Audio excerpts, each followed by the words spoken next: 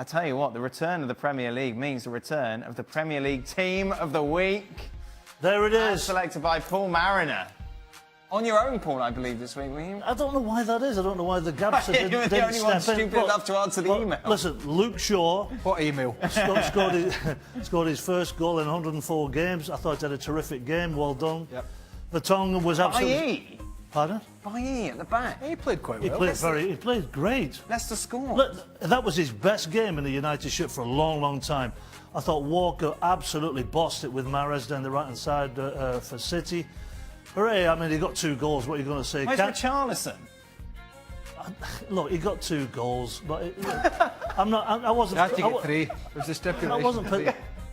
Who am I going to take out of the team? Wilson misses a penalty, gets a goal. Well, you gets should be an out assist. for missing a penalty. No. Leave the man alone. Absolutely not. Firmino didn't score a goal. Listen, you're in danger of getting in a bit of a messy because Firmino, with an assist, Firmino, whatever his name is a sensational footballer. What he does on the field is incredible. Did you have Mendy there? Was Mendy then? No, of course 2 not. assists. I had Shaw at left back. Are you paying attention? Sterling?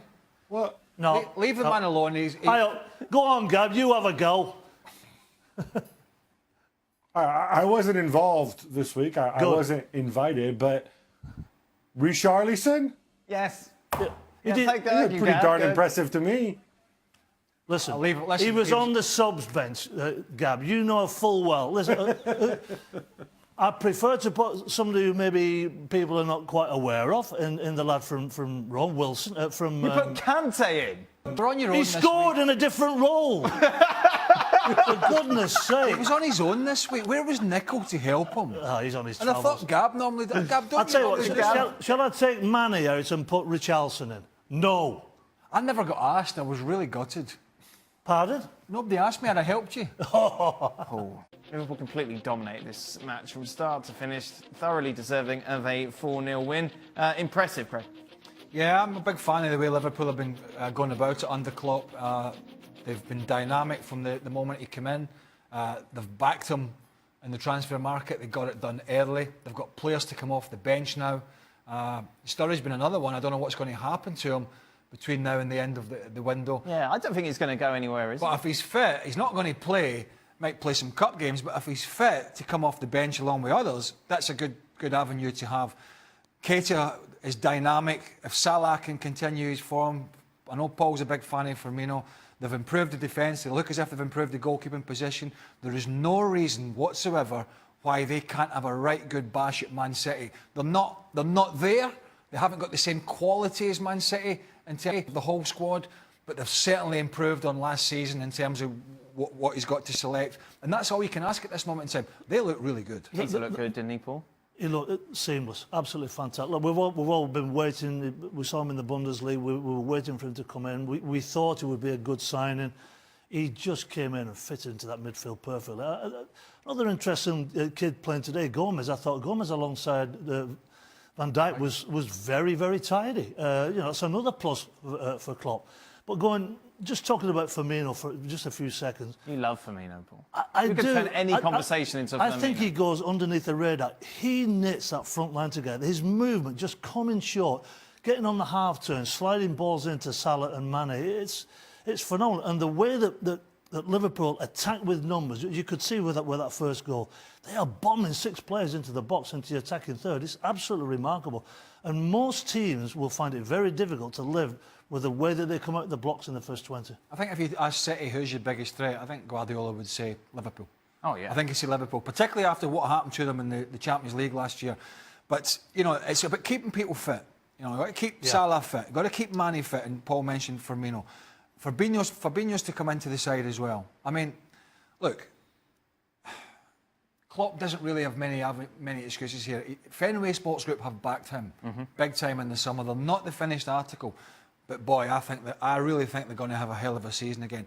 And it's going to be exciting. There's no half measures with Klopp's Liverpool. No, it's all or nothing. Right. Yeah. It is all or nothing. They're great to watch. They're fantastic to watch. They really are. Gam, what was your takeaway from Anfield? Well, West Ham are pretty awful, so we focus on Liverpool. What I like about this is I think he has a bunch of tools. We sort of take it for granted that Liverpool are gonna play a certain way with certain personnel. Obviously, that incredible front three. But what I'm looking forward to is I think this season more so than last year, if people are fit, there's different things that Klopp can do. If he wants to have a traditional sitting midfielder, he can turn to Fabinho. I think there's going to be certain games when maybe he wants to have a genuine center forward in there, maybe use Firmino in different ways. And I think it's important that Liverpool have those options because I don't think we can take it as a given that Salah is going to have the kind of season he had last year, that he's going to repeat that again this year. So it's a better rounded Liverpool team. No idea what's going on here, I have to be honest. And, we know there was some issues last season with Pogba and Mourinho being, leaving him on the bench. This guy's just won the World Cup. He is the linchpin of this side. He is one of the best and most talented players in world football. He has a price tag to go with that. He's got a stature to go with that. He has the ability to go with that. And I just don't know where this is going. But clearly there is something in his head that he is not happy with. Otherwise, you just wouldn't make statements like that. Not particularly after the first game of the season, when you've hardly had any rest, and you come in and you're a dominant player, and you score and your team win. It just sort of doesn't quite fit. Gab, what's going on?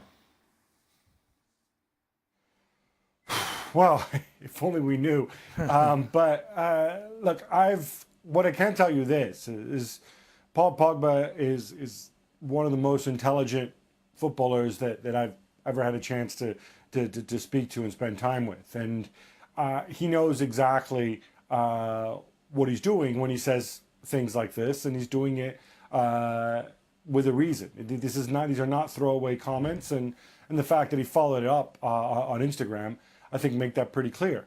I think he's sending a message to who, to what. I think that's open to speculation. Maybe we'll get more guidance because, contrary to what a lot of people think, football clubs and agents employ people to speak to the media and steer them one way or another. But it's obvious that he went and he did this for a reason. I think it's way too easy, too reductive to go and just make this all about his relationship with Mourinho. I think there could well be something deeper there, and we'll see who picks up the baton. If you're in charge of Manchester United, if you were Ed Woodward and you had to choose one or the other, who would you choose? Pogba or Mourinho? I would choose the top man. I would choose Paul Pogba because he's the heart and soul of that football team. What he did at the weekend was borderline remarkable.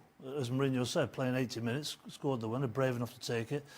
Look, when you're the top man at the football club and you come out with a statement like that, well, you just don't. You don't come out with a statement like that. If all's rose in the garden, it's just... So the undercurrent, the undertones here are far-reaching, and it's very difficult to get inside of people's minds. But it's just shocking that he would come out with that. Well, if there is going to be some sort of power struggle between, and we don't know, right? We just don't know. But it's so confusing. But say there is, years ago or a few years ago, there's only one winner. Sir Alex, wouldn't it? No, sorry, I meant Mourinho. Oh, yeah. No matter what club he was at, yeah, maybe not Real Madrid at the end, but as a general terms, generally speaking, most clubs he's been at, he has had the power because he's been top man and he's delivered. I'm not sure he's quite. Oh, well, I'm sure I don't think he's got that anymore. I don't think he has the backing of boards that he once had, and I think he's made that more problematic for himself by his rhetoric. And so I don't think it's a surefire thing that if there was to be some struggle between player and manager, that the manager would win, to Paul's point, because Pogba's a big player and Mourinho doesn't carry himself like he once did. I don't think it's a stretch, is it, if I say that City are probably at 65-70% today, yet they still just swatted Arsenal aside? No problem. I don't think they got out of first gear, to be honest. I don't think they had to. Look, everybody's saying, look, it's Emery's first game in charge, so we've got to just cool our jets a little bit. But what I saw of the protection in front of the back four, particularly in the second half, number one, he's took Rams off. Number two, he took Granit Xhaka off.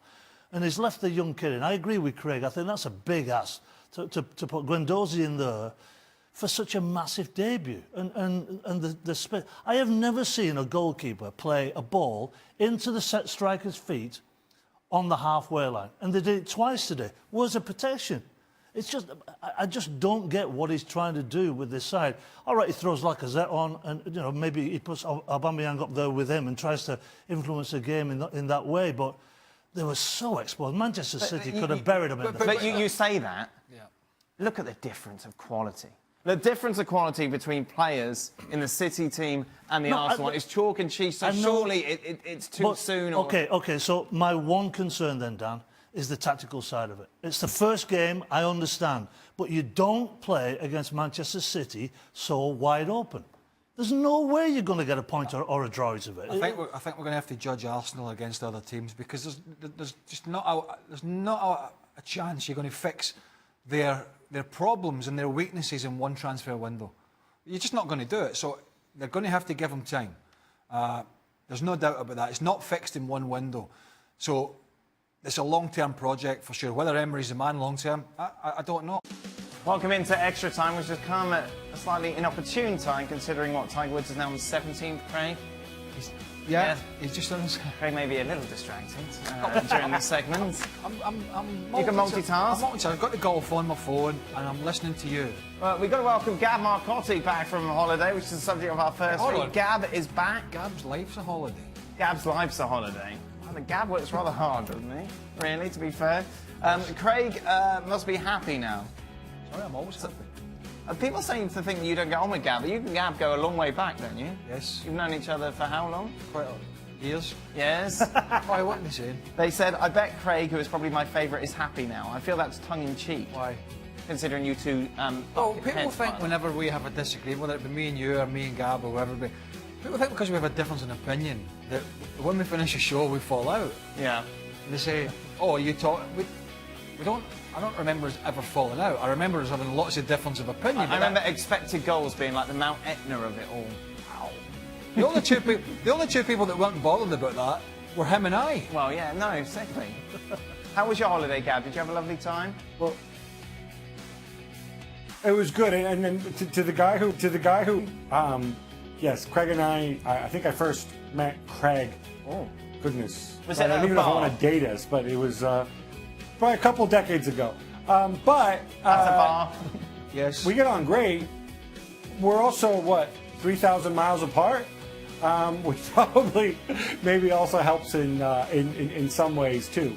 But no, it's all nonsense. There's other people who are annoying and irritating, Dan, and most of them tend to be under 5'10", 5'9". In my heels. Definitely over Who's that guy that... is he still tweeting you? The one that wants you sacked every show? The West Ham fan. Is he still tweeting you? He hasn't tweeted me for a while, actually. He'll be back on. He loves it. He He'll loves be back on. Great show. Oh, Tiger's just hit a bad one. Oh, no. I'd love to see him win again. I just think it's a great story. Right. It is, huh? Now, a lot of people don't like to see people do well, but, you know, It's good for ratings, isn't it? I think if we talk about Tiger, our ratings. I think he'll come on. Biased. Yes, why are you biased against Tiger Woods? Who are you biased against, Tiger? You biased against Man United or Liverpool? You or... wear red. Why do you hate City? Yeah. Yeah. Should Czech be benched? That's a check. Yes. Be benched. No, bench the back four in the midfield. Well, you can't bench What do you want want to bench Czech He for? wants to play out the back, and Czech can't You know, do when they that, signed can he? Leno, I thought So that play was it. Leno then. Has he got feet? He better have that for the money they paid for him. Look, you know Emery's talking about rotating the goalkeepers. What's that all about? What happened with the first goal? Was he just blinded? Pete. Yeah. What about Bellerin? No, but why didn't he try? He just didn't Because see he couldn't see the two central defenders were in his line of fire. right. He was like Paul coming out of makeup with the... Exactly. Find his glasses. I couldn't find it. That's very true. Put Paul's glasses like there, and he's like, Dan, really? Yes. Sorry, Gav. Yes. now I'm just going to say, Emery and goalkeepers. You said there, like Paul sounded like it was ridiculous to rotate the goalkeepers. It is ridiculous. This is something that he's done. He's done before, but it's something he believes in. If you remember, he had the whole thing with Trapp and Areola, and before that it was Seedigo at PSG, and I'm pretty sure, if memory serves, before he had the same thing at Valencia. I think even at Almeria, he might have rotated. This is something that he thinks it can keep them on their toes if there isn't an established number one, and it's important to have two very good, I have never highly heard priced so much goalkeepers. rubbish in all my life. What Gab's saying, or The only time, it is the a only minority time- opinion. The only time that I witnessed rotating the goalkeepers was England with Clements and Peter Shilton. where are you looking? Now, if where are you looking? I'm looking into the sky Look because at your I'm just camera, I'm look. just Look, waxing look, you've got I'm just waxing lyrically about those days when England had two incredible goalkeepers. Look at number one. And you could rotate them. I tell you what, no wonder Nickel gets confused because the Q lights in these cameras. Well, There's lights all over the It's shop. just difficult. Look, red. There's a Q light on the jib, there's no Q lights in these other ones. Yeah, when the light goes red, look. When? What? Look at the number one. Go to Paul's camera, and the number one. I goes didn't even red. know. I didn't even know that was my camera. My name's not Dan Thomas. Listen, he didn't even know it was a camera. No, I didn't. I thought it was, His that camera. was a television. Between him and Nick, See, two. that's a camera. Red. Red light. So how come you've got 4 cameras? What do you mean? Take your glasses off. Look at them. Look at the camera. Oh, no. Put me light on. How's it going, everybody? How small his eyes are. Who? Paul. Tell you what. Somebody Oh, stole you your got your eyes. filthy mitts all over me glasses now. I can't. Somebody Remember. steal You your really see the old. Who said that? Hey. You see the bugle pretty well without the glasses on. He's always got to resort to personal insults. I know. Dan, I there's know. no need I've for got that. some issues. I must have some insecurities about myself. That's why I lash out. Right, that's it. Were there any positives from Arsenal today? No. Right. Who is Not a lot. who is the best striker in the world, and why is it Sergio Aguero? Hey? I don't think anyone. Okay, right. Best striker in the world. Paul, you're a striker. Harry Kane. Really? Oh my goodness. All right, Fred Flintstone. Look, whatever name I come up with, you give me a custard pie right in the mush. Head Flintstone. Harry Kane. And don't throw, he's never scored a goal in August and all that rubbish. Yeah, but he scored 1,000 in the rest of the season. Harry Kane. Any other? Fred Flintstone, by the way, children, was a cartoon back in the 1980s. I'll tell you what, Fred with the ball was decent. His bowling technique was good. It was Very a little good. bit Very good. Pogba penalty-esque. Little twinkle toes. All right, who's the best centre forward in the world, Croogie? Ronaldo. Oh. What's wrong? For some reason, I didn't see Ronaldo as a centre forward, as a pure number 9. Yeah, I know. He's played short. Why did I do that? I don't know why I did. Right, last one. Klopp always brings up an issue about Ramos in press conferences 3 months after the Champions League final, yet you choose to ignore it and pick on Mourinho. It's really an agenda, isn't it? Yeah, it is an agenda. We hate No, I Manchester mentioned United. Klopp last week, actually. I said, sick of him going on about this Ramos thing. Just let We it go. picked it up a couple of weeks ago with Stevie, but to be honest, justify ourselves to you because... Got the old blinkers on. Yep, there Can it only is. see it, the old fan can only see it one way. That is it. Thank you very Saved much. my way. Welcome. Which camera should we say goodbye to Gab on? There it is, the red one. Where is he? There. Oh, That's a camera. Bye, okay, Gab. right. Gab's only got one camera in his house. That's like it. Just a to stare it down. That is it. Gab's not back now for another week. good. I'll tell you, we see it tomorrow though. Wing backs galore. Stuart Robson return. Ooh. Why are you off tomorrow? Because I've got friends from the UK. Oh, UK friends. Friends from the UK. So UFC lot can get stuff.